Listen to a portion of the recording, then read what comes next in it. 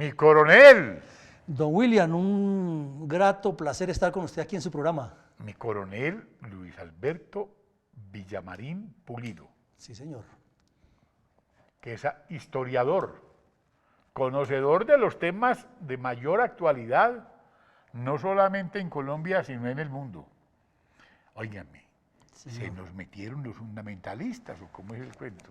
Es que los fundamentalistas tienen un plan estratégico, William. Ellos quieren llegar a tomarse el control del mundo. Ellos no están pensando simplemente en hacer alguna cuestión interna en el Medio Oriente, no.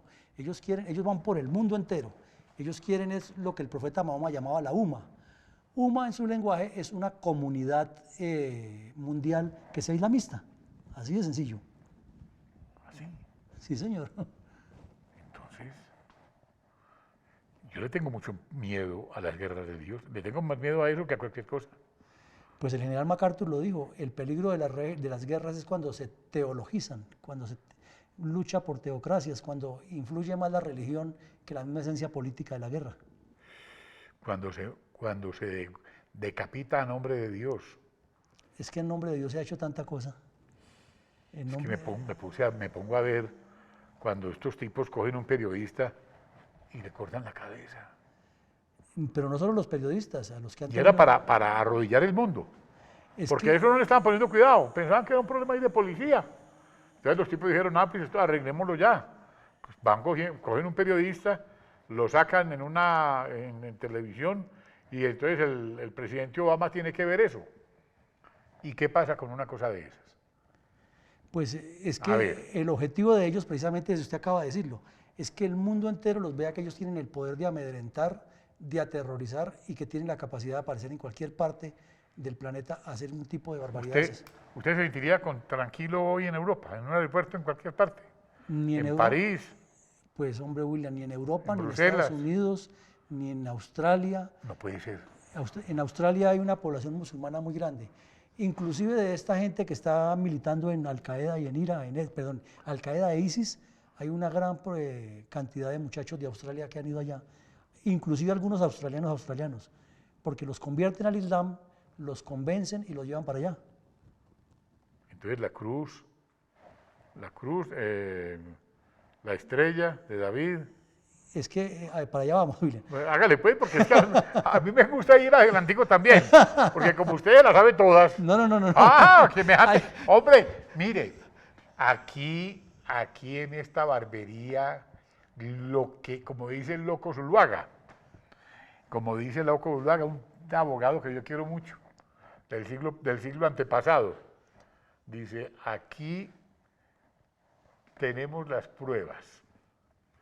Y si no, aquí también las fabricamos. No hay problema. Que salía una vez un aviso en el periódico, en El Tiempo. Un aviso de unos abogados constituidos en una oficina que decían, abogados en ejercicio ofrecen sus servicios, con pruebas o sin pruebas. Aquí se las fabricamos. Y salía el aviso. Pero sigamos con el tema. Entonces le estaba contando, dentro de la esencia musulmana existen dos clases de enemigos para ellos, los islamistas, pues los de extrema, el musulmán extremista, que son los cruzados y los de la estrella de David, que somos para ellos los infieles. ¿Por qué? Porque no somos fieles al profeta Mahoma. ¿Usted es infiel? Porque no. La señora suya es una señora muy templada, cuidado. Y los apóstatas, que son los mismos musulmanes que no son extremistas ni fundamentalistas. Entonces ¿Qué son? Ellos son... Es un enredo. Pues es que es muy sencillo, para ellos no hay sino unos solos que creen en el profeta en su línea extrema, que son los sunitas extremistas o los chiitas extremistas. Y ellos creen que los demás, los que no creen, interpretan el Corán de esa manera tan estricta, son los que son infieles o apóstatas. Bueno, entonces en Estados Unidos, ¿qué va a pasar? Vámonos acercando a La Guajira. A La Guajira. ¿Y usted sabe por qué le estoy diciendo eso? Por la comunidad de majitos queridos. Pues en Estados Unidos hay una comunidad grande de musulmanes y lo que están trabajando muy fuerte son las redes sociales para reclutar muchachos y meterlos al terrorismo. ¿Cómo? Sí, las redes sociales las utilizan y entonces hay muchachos que les hacen el seguimiento Y ocurre, por ejemplo, para ir a un caso concreto muy cercano, en el estado de Oregon, que es un estado de gente campesina, muy conservadora, muy tradicionalista de Estados Unidos, que es un estado alejado allá al norte. En Oregon, a una muchacha que era quinceañera y tenía problemas con la mamá, con la tía, que era con las que vivía, la conocieron por el internet y la muchacha les contó su historia. La adoctrinaron por ahí. Y aprovecharon ese problema. Y le echaron mano. Se la llevaron y la convencieron de ir al Medio Oriente a combatir a nombre de ISIS. ¿Cómo? Entonces, así como... ISIS, que es como una derivación de Al-Qaeda, o sea, ISIS es el Estado Islámico. Exacto. Y Al-Qaeda es la base que fue la que generó todo el movimiento islamista sunita a nivel internacional. Entonces, a esta muchacha la llevaron para que combatiera con ISIS en Siria e Irak.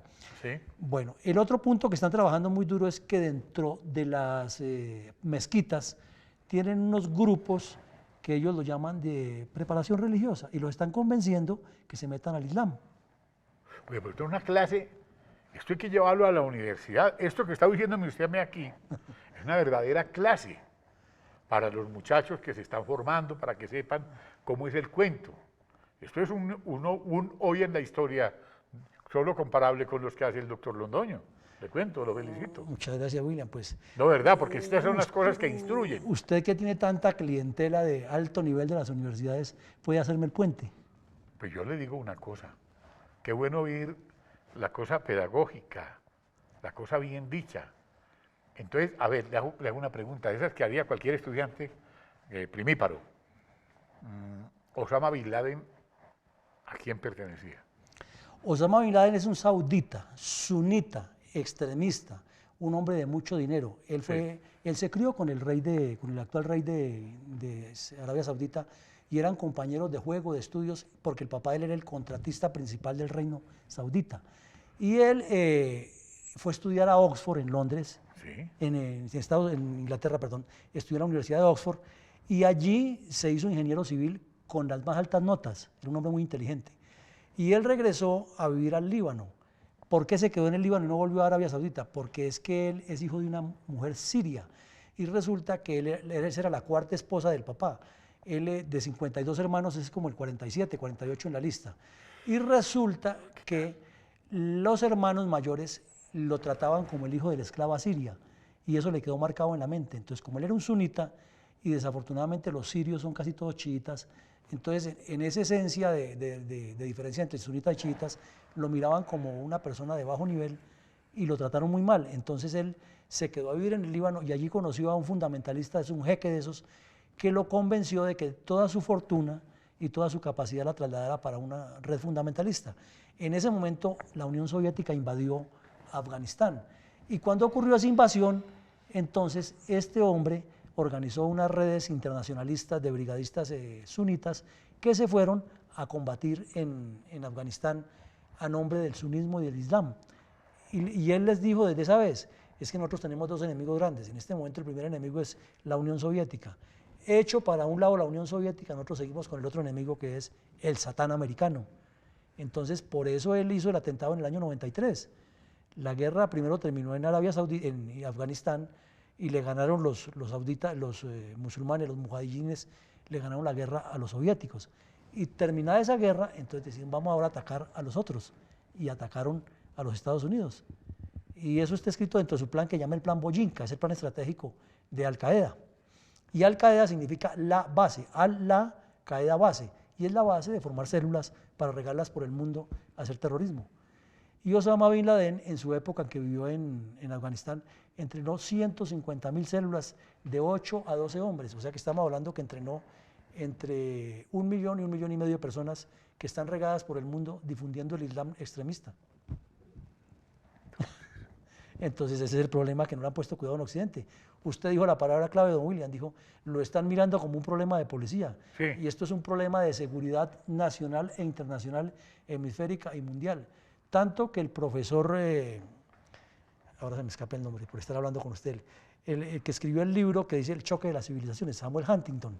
Sí. El profesor Huntington plantea que el mundo va para una guerra de civilizaciones, o sea, la civilización occidental, incluyendo a los cruzados y a los de la Estrella de David, es decir, judeo-cristianos, contra los musulmanes, porque el problema del fundamentalismo... Los de Arabia Saudita son de la Estrella de David. No, los de Arabia Saudita son sunitas, esos son los bueno. padres del Islam, Bueno. porque allá nació Mahoma y allá fue donde regó por su dogma. Bueno, entonces, ¿y los otros? Y los chiitas son los de Irán, porque resulta que Irán era la antigua Persia, don William. Sí. Y la antigua Persia, cuando la colonizaron los musulmanes, ellos dijeron, está bien, nosotros somos persas, no somos árabes, nos convertimos al Islam. Pero esto está muy grave. Gravísimo, gravísimo porque... Esto no es charlando. No, inclusive Esto ayer... es muy grave. Ayer en una entrevista que hizo en el periódico El País de Madrid, España, el primer ministro israelita Benjamín Netanyahu. El 6 de abril. El 6 de abril, exactamente. Sí. Esa entrevista fue publicada el 6 de abril. El miércoles 6 de abril. 6 de abril, sí. En el País de España, sí. El primer ministro Netanyahu explica claramente cuáles son las razones por las que él tiene que sostener esa actitud fuerte de Israel frente a Occidente y frente a los islamistas. Porque los chiitas, que son menos, son el 20%, que fundamentalmente están representados por Irán, planean colocarle la bomba atómica exclusivamente a Israel, su enemigo es Israel. Y los sunitas, que son el 80%, están regados por el mundo, entonces dicen que hay que hacer la UMA o la comunidad mundial, pero que hay que desaparecer al Estado de Israel. O sea, por ambos lados quieren que no exista Israel. Y como decía el señor Netanyahu, Israel es como la última defensa que le queda a Europa para evitar que el Islam pase para allá, porque Israel es el que les impide pasar. Y por eso los islamistas dicen que Estados Unidos, Israel, los judeocristianos hay que desaparecer del planeta. Dios mío, Dios mío. Pero no se le pone cuidado. Y aquí andamos en otras andanzas. Sí. ¿El presidente Obama en qué anda entonces? En campaña electoral, don William. Sí, ¿pero qué? ¿Pero en qué anda? En todas estas cosas. ¿Con quién toma partido él? Él se llama Barack Hussein. Obama, él tiene ascendencia o descendencia de musulmanes. Ah. Pero no quiere decir que sea extremista ni fundamentalista, ¿no? Él ha tratado de manejar como la presencia moderada de Estados Unidos frente a todos los actores de la geopolítica internacional.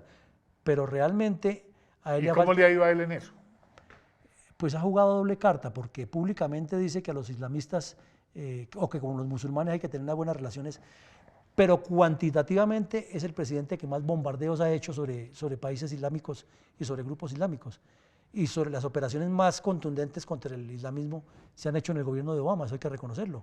La muerte de Osama, la muerte de un fundamentalista que nació en Estados Unidos, era hijo de yemeníes, y inclusive cuando ocurrió el 9/11 fue uno de los que fue y participó allá en nombre del Islam a pedirle disculpas al mundo, y resulta que era uno de los que había planeado el atentado y se voló para Yemen. Y siendo americano es la primera vez que las fuerzas americanas matan a un americano, hijo de yemeníes, en Yemen. Él murió en un bombardeo. Y muchas operaciones más que se han hecho contra los islámicos extremistas las ha ordenado el presidente Obama. O sea que en ese punto él ha ordenado muchos más bombardeos que Bush. Con otra circunstancia, que en el gobierno de Obama es donde cogen fuerza los equipos estos que llaman los drones, que son dirigidos por computador y que pueden patrullar el aire 24 horas seguidas. Entonces esas 24 horas donde localizan un objetivo, desde tierra le dan la orden y ahí está el misil. Eso ha garantizado pues combatir a los musulmanes extremistas, pero eso no quiere decir que el problema esté resuelto, porque no solamente hay que combatirlos allá en el territorio donde están, sino que hay que combatirlos en la retaguardia, es decir, en el propio Estados Unidos, donde están haciendo lo que hablábamos ahora, de la niña que reclutan porque le descubren sus debilidades, de los muchachos que son hijos de musulmanes, que en las mezquitas los separan aparte y comienzan a trabajarlos metodológicamente.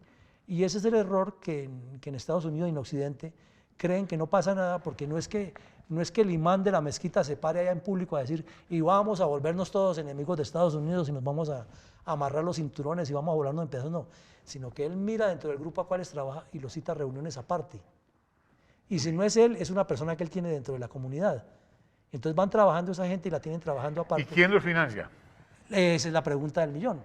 Los financia parte muchos jeques que tienen mucho dinero en Arabia Saudita.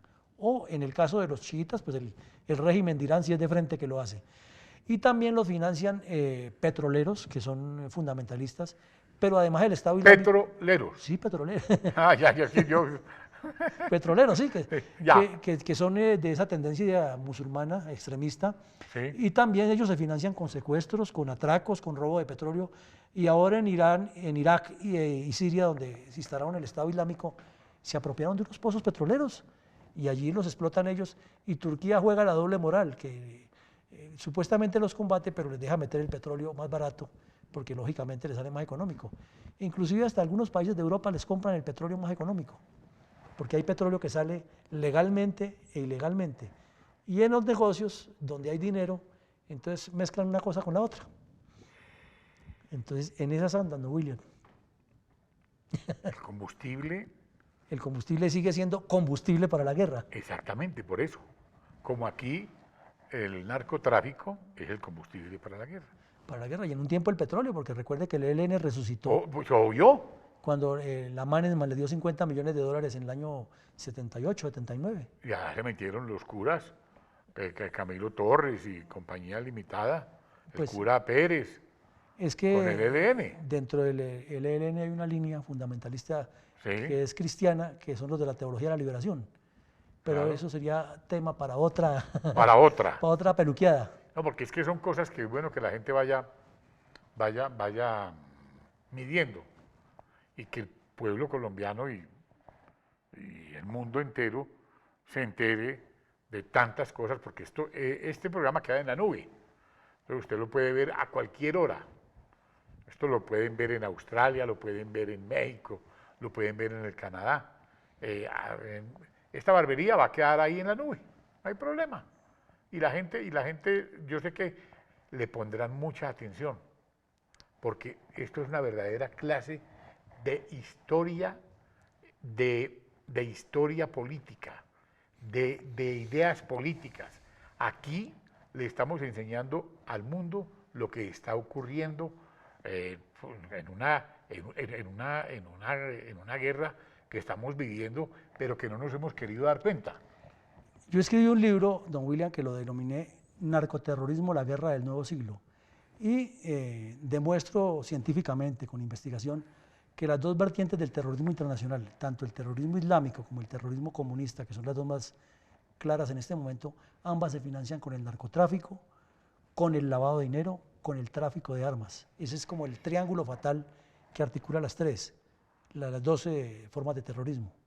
Entonces, a partir de ese terrorismo, están haciendo una proyección geopolítica, que es más complicado todavía para nuestra seguridad como seres humanos, porque usted lo decía al principio de esta charla, es todo Occidente el que está en riesgo. Ya uno en un aeropuerto, en cualquier país del mundo, no está seguro, porque no sabe si aparece un loco de estos con un cinturón lleno de explosivos. ¿Y a qué uno listo? Y ahí va tampoco. O uno se subió a un avión y vuelan en el avión con uno y todo ahí queda listo. Como probablemente ocurrió con el avión de Indonesia, que nadie da razón qué pasó con ese avión. Pues obvio.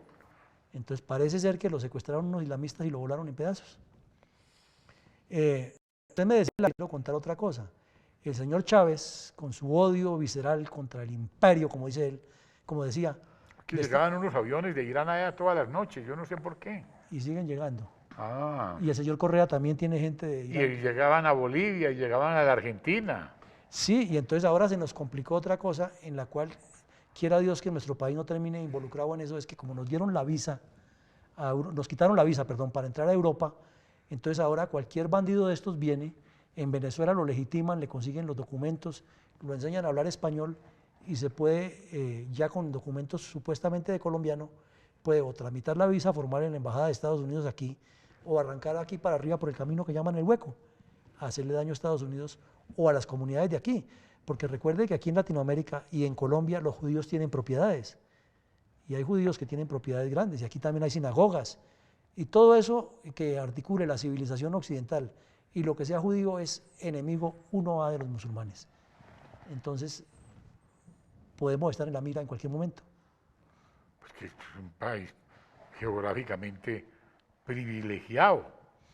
Que tenemos costas en el Pacífico, Atlántico. Límites con 10 países. Imagínense, por Dios. Que nos sirve, entre otras cosas, para un paréntesis, que en los colegios y en las escuelas le enseñan a Colombia, a los niños, que Colombia limita con Venezuela, Ecuador, Perú, Bolivia y Panamá. Pero nunca le enseñan a la gente que Colombia limita con Honduras, con Jamaica, con República Dominicana y que tenemos un mar territorial que es doble de grande del territorio geográfico, el territorio físico. Eso no se lo enseñan en los colegios a los niños y por eso no sabemos que tenemos tanto. Y como usted dice, todo ese espacio geográfico y geopolítico es un punto de paso para cualquier tipo de actividad delictiva en un mundo que se unió por la internet, que se globalizó por las redes. Como usted decía ahora, en este momento, lo que estamos grabando aquí lo pueden ver en Italia, Australia, Francia. ¿En qué está Putin? Putin está combatiendo al terrorismo islámico porque es enemigo de Rusia, pero está jugando a la doble moral de ayudar a Siria a que se mantenga el gobierno sirio, que es un gobierno criminal, es un gobierno asesino contra su propio pueblo, pero es favorable a Putin. Y como Putin necesita la salida al Mediterráneo y le compran armas fuera de eso, entonces le está dando la mano. Además, Rusia tiene una base que instalaron los soviéticos allá en un puerto en el Mediterráneo y es la única base rusa que hay en un mar distinto a los mares que tienen en sus fronteras. Bueno, ¿dónde estudió historia? En la Universidad de la Vida, don. Oiga, pero es una cosa. No, es decir, toda la vida dedicado a la historia, a la geopolítica, a la estrategia, todos estos temas apasionantes, William, apasionantes. Y entre me más quito el sombrero, es que a uno, usted me tiene a mí aquí boquiabierto, de verdad. No lo he dejado ni peluquear, William. No, es que son cosas que a uno, que uno que es ignorante en los temas, uno dice, ¿esto qué es tan horrible? ¿Para dónde nos llevan? Pero le quiero agregar una cosa, William. Por no conocer la geopolítica, nuestros dirigentes de lo que ocurre en el alrededor y en el mundo y hacia dónde gira el mundo, es que hemos perdido mar territorial, Panamá nos traicionó y se separó, es que Brasil nos robó un pedazo de tierra enorme, es que el Perú nos quitó tierra, hasta Ecuador le quitó tierra a Colombia. ¿Por qué? Porque los directivos nuestros, nuestros presidentes, nuestros ministros, nuestros cancilleres nunca han entendido que esto tiene una dimensión más grande y por eso le hacía yo la insistencia de los 10 países que limitan con Colombia. Nadie sabe que Jamaica limita con Colombia y resulta que es otro país que limita con Colombia. Tenemos hasta tratados con ellos. Es que la geopolítica nuestra es muy pobre. Somos especialistas en matarnos entre los colombianos por una bandera, por un color, porque se dividen entre X o Y. Eso aquí hubo pateadores y carracos, después hubo que los gólgotas y los draconianos y luego que los republicanos y los nacionalistas y un poco de divisiones que nos hemos inventado para matarnos entre nosotros mismos. Y cuando llega un vecino y nos muestra los dientes nos acobardamos. Entonces así es imposible que defendamos nuestra soberanía y que no conozcamos nuestro país. Entonces una invitación a las personas que nos están viendo que estudien nuestra historia, que estudien nuestra geopolítica y que a la juventud que tenemos toda la obligación de formar le transmitamos todos estos conocimientos, ya que usted nos da, por ejemplo, este espacio, William. Pero yo me pongo a escucharlo a usted y yo digo, bueno, pues, si estamos preparados para lo que está ocurriendo hoy en Colombia. No. ¿Por qué? Porque la dirigencia política nunca ha enfocado el estudio ni la orientación del país por donde es, sino es al garete. Y para poner un ejemplo de cómo somos nosotros los colombianos, allí el día 6 de abril, el señor Peñalosa presentó formalmente ante el Consejo de Bogotá un plan de gobierno y un proyecto para administrar a Bogotá durante 20 años. Bueno, malo, regular o pésimo, como lo quieran calificar, pero son 20 años, es un proyecto a largo plazo, es algo que tiene proyección estratégica. Y en el Congreso, en el Consejo, se lo negaron todos que porque no incluyó la misma cantidad de acción social que incluía Petro. Pero entonces uno se da cuenta que el problema no es si le colocó la misma cantidad de acción social, sino esa falta de visión, esa miopía tan terrible. Y si eso pasa en la capital de la República, eso nos pasa mismo a nivel nacional. Vea usted lo que perdimos en la Corte de La Haya en el segundo fallo. La canciller y el presidente Santos sabían que Nicaragua tiene un canciller trapacero, que tiene un embajador trapacero allá que se le ha pasado 34 años, William. 34 años viviendo, comiendo y durmiendo allá. Y amancebado con los magistrados. Con los magistrados. Y aquí, a cada año, cada presidente cambia el embajador para darle el cupo político al que le debe un favor. Por Dios. Y luego, fuera de eso, nombra a unos abogados que yo los llamo son tinterillos, que van y nos malrepresentan en el primer fallo, y vuelve y nombra a los mismos, y como si fuera que les faltara uno más para reforzarlos, nombra al exprocurador Arrieta, que no tiene la menor idea de derecho internacional. Entonces así no se puede. En cambio los otros países están en lo que están. Mire usted que los musulmanes, volviendo al tema de los musulmanes, Arabia Saudita, desde 1773, que Wahhab lanzó la teoría del wahabismo, que es conquistar el mundo por medio del Islam, están trabajando en eso y no cambian de objetivo. No cambian de objetivo. Estados Unidos en 1776 formó 13 colonias y dijeron, vamos a hacer América para los americanos porque tenemos un destino manifiesto. Y solo hasta 1820 más o menos, Quincy Adams fue el que promovió esa frase que se le atribuyen a Monroe, y fue Quincy Adams. Pero Estados Unidos siguió con su cuento de que América para los americanos y el mundo para ellos. Alemania, con todas las guerras y las tragedias que ha tenido, se proyecta hacia el futuro. Israel, Estado desde 1948, y hoy en día es el país que más desarrolla tecnología en todos los campos, porque saben en lo que están. Hasta en defensa nacional, los israelitas son mucho más poderosos que nosotros, que tenemos casi 200 años como república. Entonces, ¿dónde está la diferencia? En la concepción estratégica, en la visión a largo plazo, en tener objetivos nacionales. Pero aquí los objetivos nacionales son los del presidente de turno, los del ministro de turno, los del alcalde de turno, y así no podemos. Esto da para reflexiones muy profundas. Aquí hace falta una verdadera pedagogía geopolítica para los colombianos, y nuestras fuerzas militares sí están preparadas para todo esto. Desafortunadamente no, William, le voy a decir la razón por la cual. Porque las han cogido de trompo, de poner pase para allá, pase para acá. Ahora les dio por inventarse hasta batallones de bomberos para apagar incendios. Antes apagábamos los incendios políticos, ahora tenemos que apagar también los incendios que causan los pirómanos. Y lo mismo, se habla que las fuerzas militares en el posconflicto, y nombran un poco de políticos como Pardo Rueda y todo su séquito a planear cosas etéreas, y andan hasta dando conferencias por el país, dizque la pedagogía de la paz y del posconflicto, pero es que ni siquiera hemos resuelto el conflicto, de cuál posconflicto estamos hablando. Y a las fuerzas militares le dan un mensaje siempre doble: hagan, pero no hagan; ataquen, pero no ataquen. Entonces, en este campo de la geopolítica tampoco las fuerzas militares se han podido desarrollar como debiera ser, por esas razones. Entonces el problema, volvemos al principio, es de concepción estratégica y de visión a largo plazo. La revolución de los ayatolás en Irán, en 1979, es el producto de un trabajo de siglos de la religión musulmana chiita, tendiente a gobernar ellos el mundo. Entonces han tenido sus diferencias porque lógicamente pelean unos con otros y también tienen sus envidias porque son seres humanos, pero la esencia de los islamistas chiitas se conserva, y al punto que ya llevan 30 y pico de años, 37 años de esa revolución, y no se la ha podido quitar, y bueno, es un dolor de cabeza para el mundo. Le voy a hacer dos preguntas, porque es bueno que la gente sepa.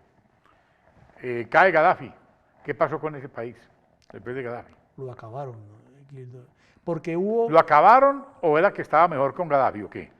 Cuando usted dice que lo acabaron es porque estaba mejor con Gaddafi. Claro, lo acabaron porque... Le voy a decir, la gravedad de la vaina. Le voy a decir qué pasó.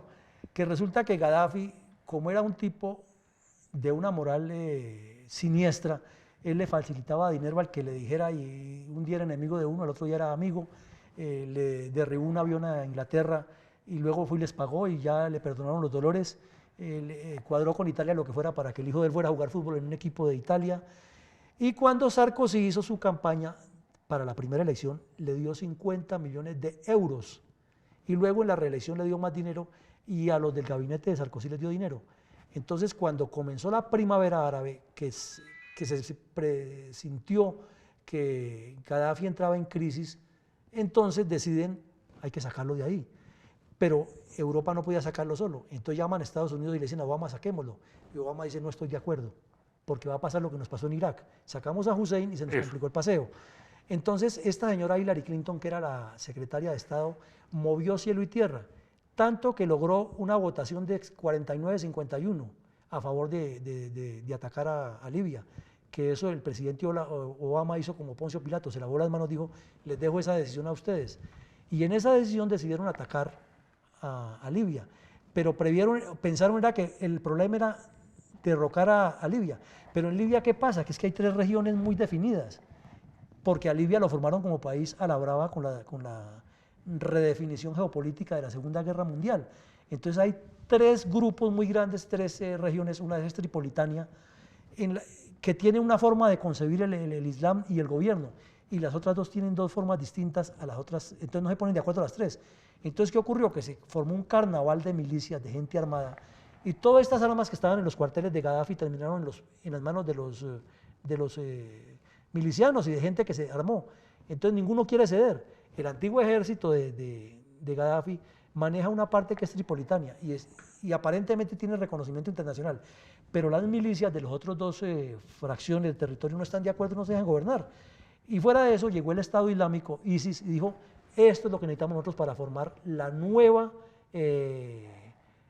parte del Estado Islámico en el norte del África, y se les metieron allí y ahí lo tienen organizado. Entonces están sirviendo para enviar ilegales a Europa o indocumentados por montones, para hacer de tráfico humano, para mover armas, para mover drogas y para matar gente. Entonces en eso terminó Libia. Y la señora Hillary Clinton, que fue la que movió eso a capa y espada, ahora se lava las manos y dice que ya no sabe nada de lo que pasó allá.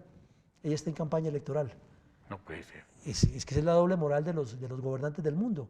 Y Sarkozy lo derrocaron y claro. Se quedó callado y nadie le juzga eso. Entonces, cuando ocurren estos atentados en Europa, es porque a estos fundamentalistas, me faltó decirle esto al principio, les meten en la cabeza que los occidentales somos Satán para ellos, porque hemos ido a robarles el petróleo y a desconocerles su cultura. Entonces, esa es una parte. Y la otra, esa religión extremista que dice que son solamente ellos los que deben gobernar el mundo. Ahí está la razón por la cual ocurren todas esas cosas en Europa. Y a eso súmele que los islamistas, o los islámicos, perdón, que han residido en Europa, viven allí y son un poco aislados por su forma de ser, por su religión. Ellos mismos se aíslan. Entonces, están alejados de nuestro pensamiento occidental, alejados de nuestra cultura, y tienen odio por todo esto que le digo. Y fuera de eso, en una mezquita o en un grupo social, un grupo de estudio, los otros metiéndole en la cabeza que hay que acabar con estos enemigos. Entonces tiene usted un caldo de cultivo bastante largo y para bastante tiempo. Lo de Hussein, ¿cómo influyó la caída de Hussein en todo lo que está pasando? La caída de Hussein es influyente en todo eso porque influyó primero en la primavera árabe.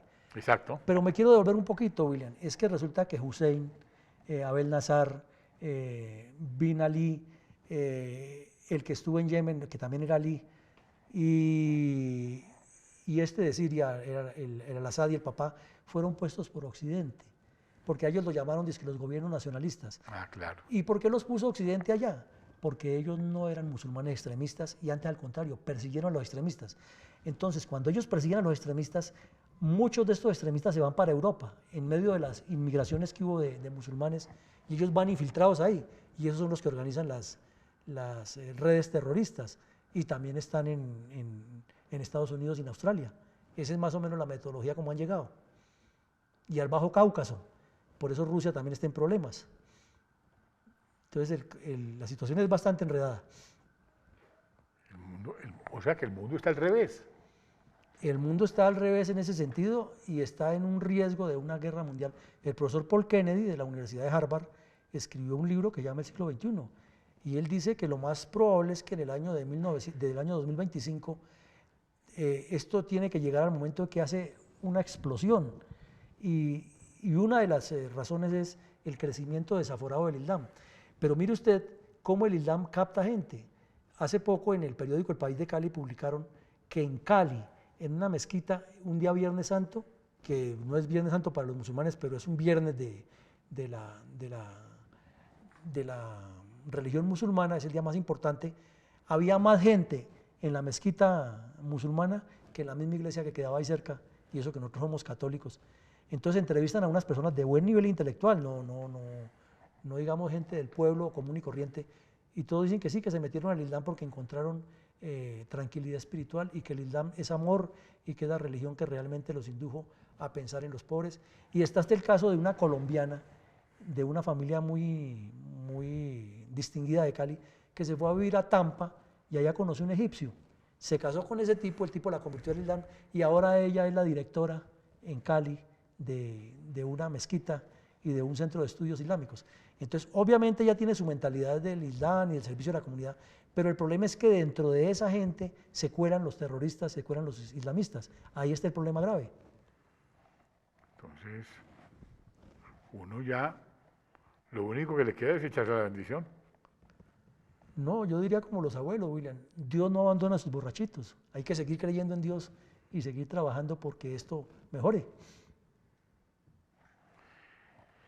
Digamos que esta es la primera parte de todo un ciclo que vamos a seguir haciendo con él, porque es bueno que seguir el hilo conductor.